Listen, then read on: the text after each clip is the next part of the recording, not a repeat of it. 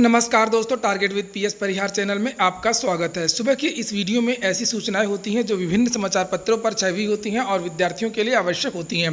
तो आइए शुरू करते हैं और देख लेते हैं कि आज के समाचार पत्रों में ऐसी कौन कौन सी सूचनाएं हैं। तो वीडियो को जल्दी से लाइक कर दें, शेयर कर दें। जिन छात्रों ने चैनल को अभी भी सब्सक्राइब ना किया हो तो जल्दी से सब्सक्राइब कर लें ताकि आप लोगों को भी इसी तरीके की ऑथेंटिक अपडेट्स सबसे पहले मिलती रहें। चलिए शुरू करते हैं। आज की सबसे पहले सूचना है उत्तर प्रदेश लोक सेवा आयोग की। उत्तर प्रदेश लोक सेवा आयोग अपने वर्किंग मोड पर आ गया है और जो वर्तमान चेयरमैन हैं श्री संजय श्रीनेत जी, उनके कार्यकाल का पहला विज्ञापन जारी हो गया है। ये देखिए, यहाँ पर लिखा है कि 3620 पदों पर सीधी भर्ती को आज से ऑनलाइन आवेदन। यहाँ पर लिखा कि उत्तर प्रदेश लोक सेवा आयोग की ओर से चिकित्सा एवं स्वास्थ्य सेवा विभाग उत्तर प्रदेश एलोपैथी के अंतर्गत चिकित्सा अधिकारी ग्रेड 2 के अंतर्गत सीधी भर्ती के 3620 पदों के लिए गुरुवार को संक्षिप्त विज्ञापन जारी कर दिया गया है।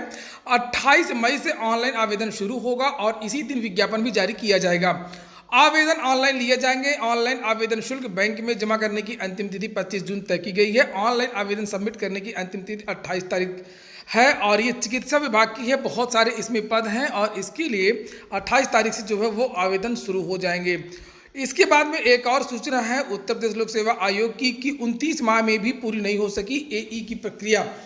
लिखा, उत्तर प्रदेश लोक सेवा आयोग की ओर से सहायक अभियंता भर्ती प्रक्रिया 29 माह बीतने के बाद भी शुरू नहीं हो पाई है। भ्रष्टाचार मुक्ति मोर्चा के कौशल सिंह और अभ्यर्थियों ने मुख्यमंत्री आयोग के सचिव कार्मिक सचिव को ईमेल के माध्यम से सहायक अभियंता के चयनितों को नियुक्ति देने की मांग की है। 26 मार्च को अंतिम रिजल्ट आने के बाद भी आयोग ने अभी तक इसकी फाइलिंग तैयार करके कार्मिक विभाग को नहीं भेजा है।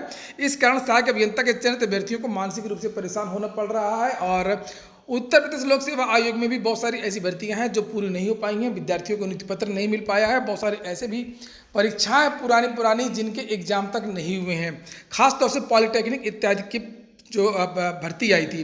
लिखा है 3 माह से नहीं मिली है नियुक्ति। उत्तर प्रदेश लोक सेवा आयोग की ओर से वन विभाग में सहायक सांख्यिकी अधिकारी पद के लिए 5 फरवरी को इंटरव्यू हुआ था। आयोग की ओर से 18 फरवरी को 17 अभ्यर्थियों का अंतिम रिजल्ट जारी किया गया था। रिजल्ट जारी होने के 3 माह बीतने के बाद भी नियुक्ति नहीं मिल रही है और अभ्यर्थी परेशान है। अगली सूचना है समाजवादी पार्टी के शासनकाल की एक और भर्ती जो है वो निरस्त हो सकती है और ये भर्ती है कोऑपरेटिव बैंकों की सहकारिता मंडल की। लिखा है 2324 कर्मचारियों की हो सकती है बर्खास्तगी। ओएमआर सीट में हेराफेरी, विज्ञापन के बाद में योग्यता बदलने, अर्हता बदलने और अन्य हेराफेरी के माध्यम से सहकारिता विभाग की संस्थाओं में भर्ती 2324 कार्मिकों पर सेवा की बर्खास्तगी की गाज गिर सकती है। पूर्व में Uttar Pradesh cooperative bank limited में सहायक प्रबंधकों की भर्ती में हेराफेरी की पुष्टि होने के बाद सरकार द्वारा ऐसी कार्रवाई की गई थी। इस तरह की चर्चाओं के आम होने से भर्ती किए गए कार्मिकों में हड़कंप मच गया है। सब अपने बचाव के रास्ते तलाशने में जुट गए हैं। बता दें कि एसआईटी ने सबसे पहले कोऑपरेटिव बैंक में सहायक प्रबंधक के 50 पदों पर भर्तियों में अनियमितता का खुलासा किया था, जिसमें तत्कालीन एमडी आरके सिंह, सेवा मंडल के चेयरमैन रामजतन यादव, सदस्य संतोष कुमार, बहुत सारे लोगों को यहाँ पर नाम लिखी हैं जिन्होंने भरपूर धांधली की थी इन भर्तियों पर। और उसके बाद में यहाँ पर लिखा कि ये कर्मचारी भी कटदार पर हैं। उत्तर प्रदेश राज्य भंडारण निगम में उप प्रबंधक कनिष्ठ सहायक के 69 पद हैं और यूपी कोऑपरेटिव यूनियन में कनिष्ठ सहायक के 303 पद हैं। उत्तर प्रदेश सहकारिता ग्राम विकास लिमिटेड में असिस्टेंट अकाउंटेंट व सहायक शाखा अंकित के 1018 पद हैं। पीसीएफ यानी प्रादेशिक कोऑपरेटिव फेडरेशन में सहायक प्रबंधक कैशियर के 154 पद हैं।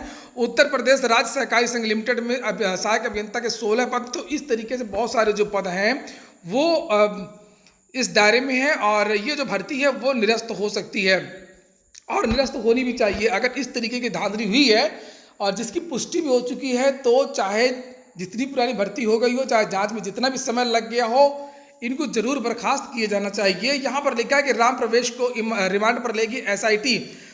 असल में यहाँ पर लिखा हुआ है कि एसआईटी ने सहकारिता भर्ती घोटाले में 6 एफआईआर दर्ज की हैं और इनमें से ग्रामीण सहकारी बैंक में हुई भर्तियों में पूर्व एमएलसी अब दिवंगत हो चुके हैं का बेटा सुधीश कुमार यादव नामजद है। एसआईटी के मुताबिक इनके पिता सहकारी विभाग में अपर निबंधक के पद से रिटायर हुए और बाद में समाजवादी पार्टी के खासे करीबी हो गए थे। उन्हें पिछली सरकार में समाजवादी पार्टी ने एमएलसी भी बना दिया था। एसआईटी के अधिकारियों का कहना है कि सभी भर्तियों के आदेश इन पूर्व एमएलसी की मनमर्जी से ही अमल में लाए जाते थे। इन पूर्व एमएलसी के बेटे की भर्ती वर्ष 1984 में हुई थी। पंचम दल के विशेष सचिव दिलाते थे तो ये सब मिल करके सचिव और ये जो अधिकारी हैं मिल करके ये सब भर्तियां करवाते थे और फिलहाल ये सब भर्तियां जो हैं वो विवादित हैं। और यहाँ पर लिखा है कि जो मायावती का शासनकाल था उसमें भी इन लोगों ने खूब धांधली की थी। लिखा बसपा सरकार में भी था इस गठजोड़ का दबदबा। यहाँ पर ये देखिए एसआईटी की जांच में सामने आया कि यह गठजोड़ बहुजन समाजवादी पार्टी सरकार में भी सक्रिय था और बसपा शासनकाल में जो दलाल टाइप के जो लोग होते हैं, जो भ्रष्ट होते हैं, चाहे जिसकी सरकार हो सभी में वो अपना काम कर जाते हैं।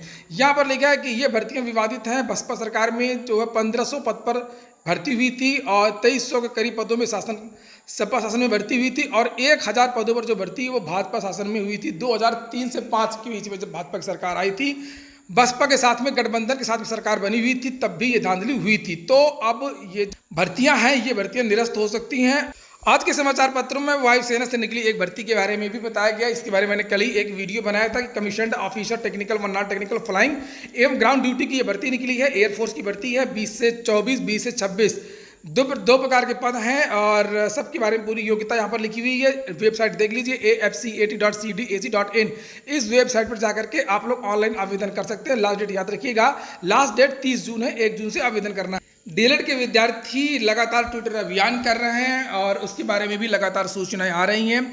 डीएलएड के छात्रों ने चलाया ट्विटर महाअभियान प्रमोट करने को लेकर के छेड़ी मुहिम। बीटीसी 2019 के तृतीय सेमेस्टर के छात्रों ने बृहस्पतिवार को शासन से प्रमोट करने की मांग को लेकर के ट्विटर पर जबरदस्त अभियान चलाया।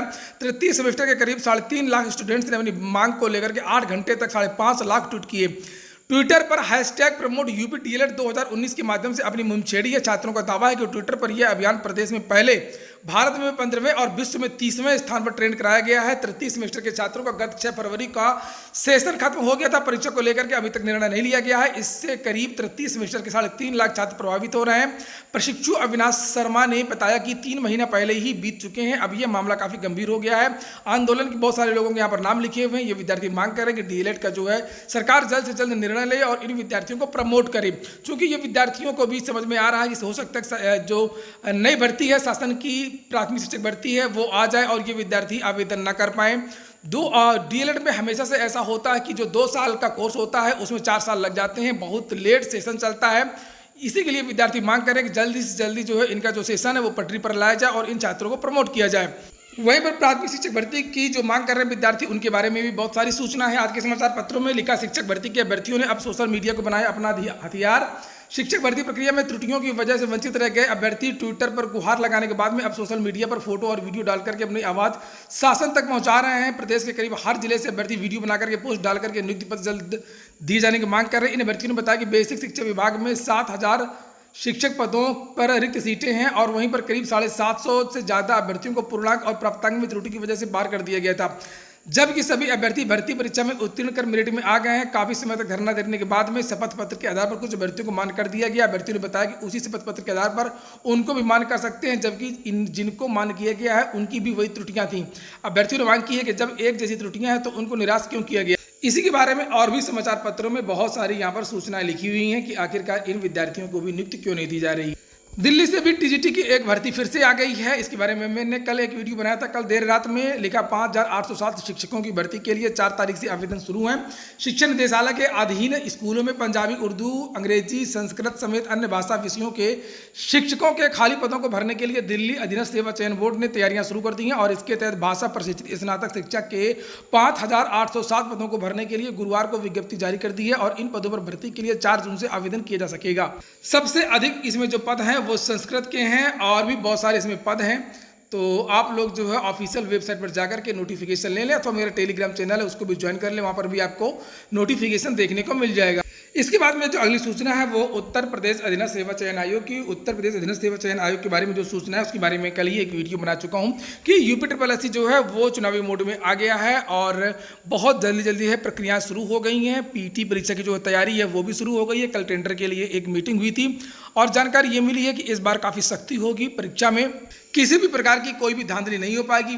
लिखा है कि उत्तर प्रदेश अधीनस्थ सेवा चयन आयोग की समूह ग के पदों पर भर्ती के लिए मुख्य परीक्षा से पहले आयोजित होने वाली प्रारंभिक अर्हता परीक्षा में मुन्ना भाई के द्वारा सेंधमारी कर पाना आसान नहीं होगा।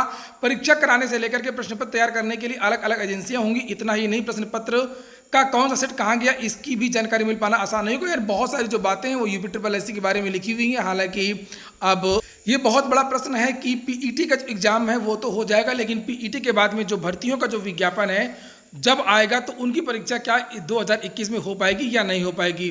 तो ठीक है दोस्तों, फिलहाल ये हो गया आज का वीडियो अगर आपको अच्छा लगा तो लाइक अवश्य कर दें। जिन छात्रों ने चैनल को अभी भी सब्सक्राइब ना किया हो तो जल्दी से सब्सक्राइब कर लें। पूरा वीडियो सुनने के लिए बहुत बहुत धन्यवाद।